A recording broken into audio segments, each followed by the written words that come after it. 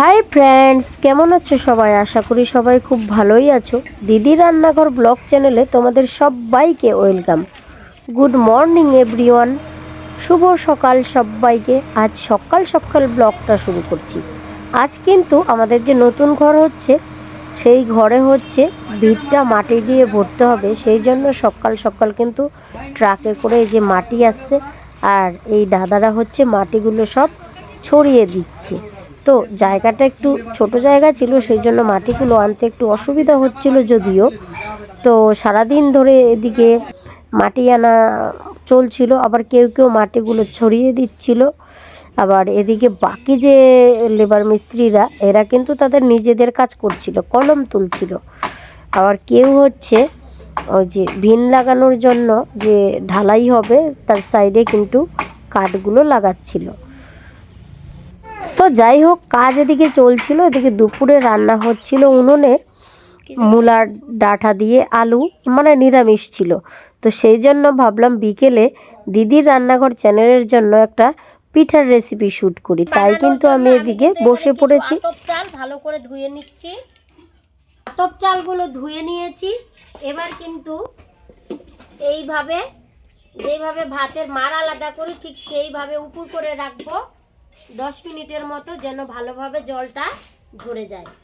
পিঠাটা বানানোর জন্য ভেতরের একটা পুর তৈরি করব, সেই জন্য একটা নারকেল ফাটিয়ে কুড়িয়ে নেব।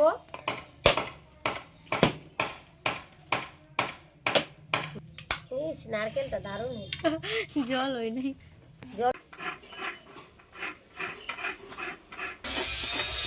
নারকেল আমার কোরানো হয়ে গেছে। এখন চালগুলো গুঁড়ো করে নেব। চাল ভিজিয়ে রাখার কোনো দরকার নেই, শুধু চাল ধুয়ে এইভাবে সেট মতো ঢাকনা দিয়ে উপর করে রাখলেই হবে। এখন একটা মিক্সচারে নিয়ে নিচ্ছি।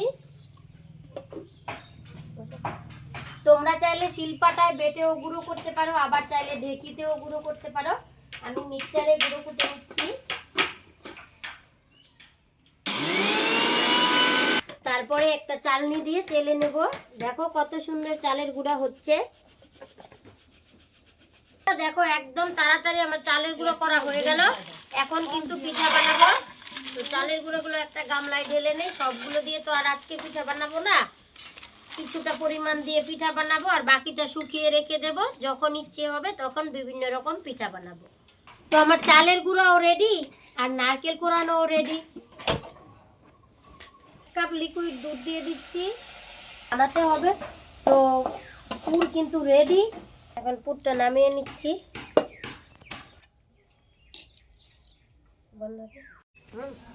মিক্সচারে চালের গুঁড়ো কুটে নিয়ে আমি কিন্তু আজকে নতুন ধরনের পিঠাটা বানিয়ে ফেলেছি। পিঠাটার নাম হচ্ছে ক্ষীর সাগরে খাম পিঠা। নামেও যেমন নতুন, পিঠাটার টেস্টও কিন্তু অন্যান্য পিঠার তুলনায় অনেক ভালো। বন্ধুরা, তোমরা অনেকেই জানো না যে গত বছর শীতে পিঠাপুলি কন্টেস্ট রাখা হয়েছিল স্টার জলসা হরগোল একসাথে সবগুলো পিঠাই কিন্তু দিয়ে দিচ্ছি। সেখানে কিন্তু সেই কন্টেস্ট জিতে আমি স্টার জলসা সিরিয়াল হরগোল পায়েস হোটেল সিরিয়ালে গেস্ট রোলের একটা ঢাকনাটা খুলে দেখিয়ে দিচ্ছি। আর সেখানে কিন্তু গিয়েও ছিলাম। ভাপ দেওয়ার কারণে দেখো একদম কালারটা চেঞ্জ হয়ে গেছে। গেস্ট রোলের খুব সুন্দরভাবে কিন্তু সেই ভিডিওটা কিন্তু আমার দিদির রান্নাঘর চ্যানেলে দেওয়া আছে, তোমরা চাইলে সেই ভিডিওটা দেখে নিতে পারো। তো সেই অনেক অনেক জায়গার, অনেক রাজ্যের, অনেক গ্রাম শহরের অনেক প্রতিযোগী অংশগ্রহণ করেছিল। তাদের মধ্যে থেকে আমরা 6 জন কিন্তু গেস্ট রোলের সুযোগ পেয়েছিলাম। আমি যেই পিঠাটার জন্য সুযোগ পেয়েছিলাম সেই পিঠাটার নাম হলো নলেন গুড়ের দুধ নকশি পিঠা। সেই পিঠার রেসিপিটা আমার চ্যানেলে দেওয়া আছে, দিদির রান্নাঘর চ্যানেলে। তার সাথে স্টার জলসা হরগুড়ি পায়েস হোটেল সিরিয়ালে গিয়ে কিভাবে গেস্ট রোলের শ্যুটটুকু করেছিলাম সেই ভিডিও কিন্তু দেওয়া আছে। তবে সেখানে গিয়েই আমি আজকের এই পিঠা বানানোটা শিখেছি। এই পিঠাটার নাম হলো ক্ষীর সাগরে খাম পিঠা। এই পিঠাটা তৈরি করেই কিন্তু সেই প্রতিযোগিনী ফার্স্ট হয়েছিল। তো সেই পিঠাটাই আমি আজকে বাড়িতে ট্রাই করেছিলাম, খেতে অসাধারণ হয়েছে। আর এই ক্ষীরসাগরে খাম পিঠার রেসিপিটা আমার দিদির রান্নাঘর চ্যানেলে কিন্তু শেয়ার করে দিয়েছি। তোমরা এখনও না দেখে থাকলে অবশ্যই দেখে নিও। আশা করছি তোমাদের রেসিপিটি ভীষণ ভালো লাগবে। পিঠাটা বানিয়ে কিন্তু গরম গরম টেস্ট করতে দিয়েছিলাম আমার মেয়েকে, ভাগ্নিকে, আমরা সবাই খেয়েছি। দারুণ হয়েছে তো। কি নাম পিঠাটা? ক্ষীরসাগরে খাম পিঠা। ক্ষীরসাগরের খাম পিঠাটা কিন্তু দারুণ হয়েছে বন্ধুরা।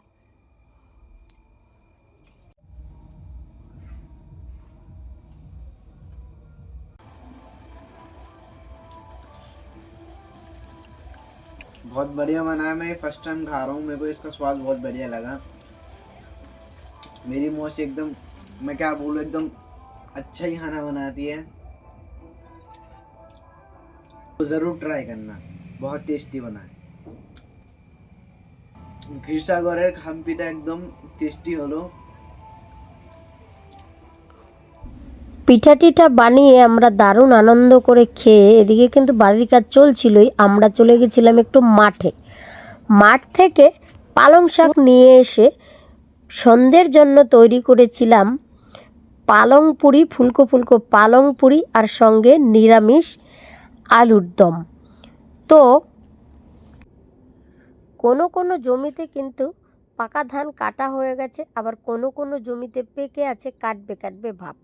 এত ভালো লাগছিল মাঠটা, তো ঘুরে ঘুরে মাঠের চারপাশটা দেখলাম। আর এদিকে সন্ধে হয়ে যাচ্ছে বলে কিন্তু ছাগল গরু যা ছিল মাঠে সব কিন্তু নিয়ে আসছিল। এক কথায় মাঠের পরিবেশ ছিল মনোরম।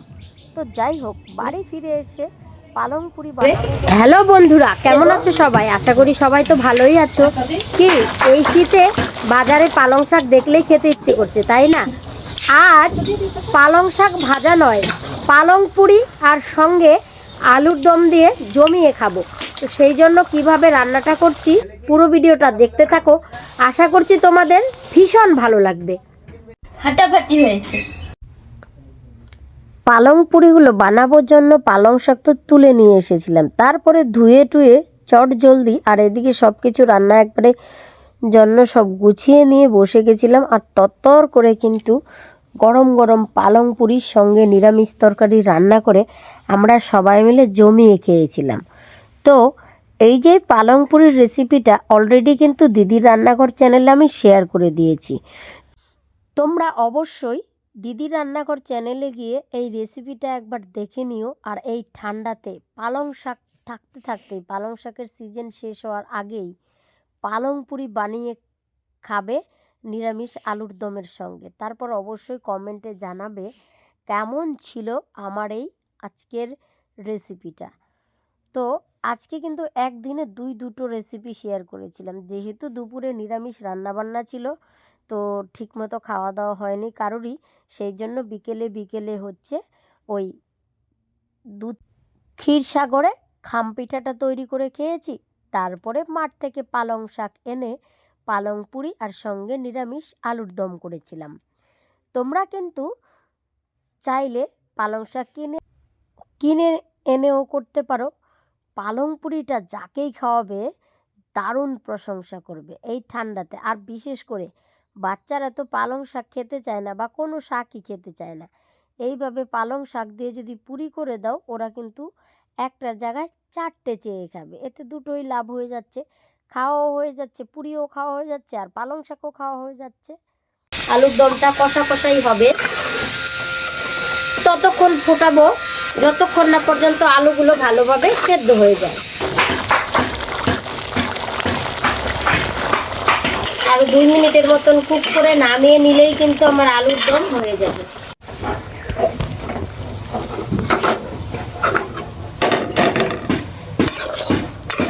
আলুর দমটা নামিয়ে নিচ্ছি। এখন বানাবো পালং পুরি, সেই জন্য আর বেলবো। তোমরা চাইলে সবগুলো আগে বেলে নিয়ে পরেও ভাজতে পারো, আবার চাইলে আমার মতো একটা একটা বেলে তারপর ভাজতেও পারো। গরম কড়াইয়ে আন্দাজ মতো তেল দিয়ে দিচ্ছি। তেলটা ভালো করে গরম করে নেব। অল্প একটু বেলার বাকি আছে, আর এদিকে তেলটাও ভালো করে গরম হয়ে গেছে। এখন ওভেনের আঁচটা মিডিয়াম করে একটা একটা করে লুচি কিন্তু দিয়ে দিচ্ছি। আমি একটা একটা করেই ভাজছি, তোমরা যদি বড় কড়াইয়ে বেশি করে তেল দিয়ে ভাজো তাহলে একসাথে 6-7টা লুচি দিয়ে ভেজে নেবে। লুচিগুলো দেখো কত সুন্দর ফুলে উঠছে, ফুলে উঠলে এইভাবে একবার উল্টে দেব, আরো একবার উল্টে দিচ্ছি। এইভাবে 2 মিনিটের মতন ভেজে নামিয়ে নেব। আরো একটা লুচি দিয়ে দিচ্ছি।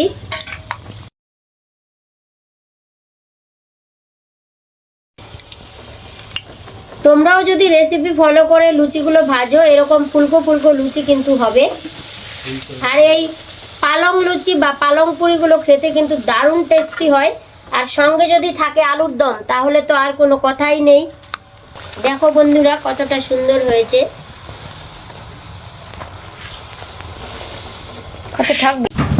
একইভাবে কিন্তু লুচিগুলো দিয়ে ফুলে উঠলে প্রথমবার একবার উল্টে দিয়ে তারপরে আরও একবার উল্টে একটু যখন উপরটা মনে হয় যে ভাজা হয়ে গেছে, মোটামুটি 2 মিনিটের মতন ভেজে নিয়ে নামিয়ে নিচ্ছি। আর টপাটপ আবার কিন্তু সবগুলো পালং পুরি ভাজা হয়ে যাচ্ছে।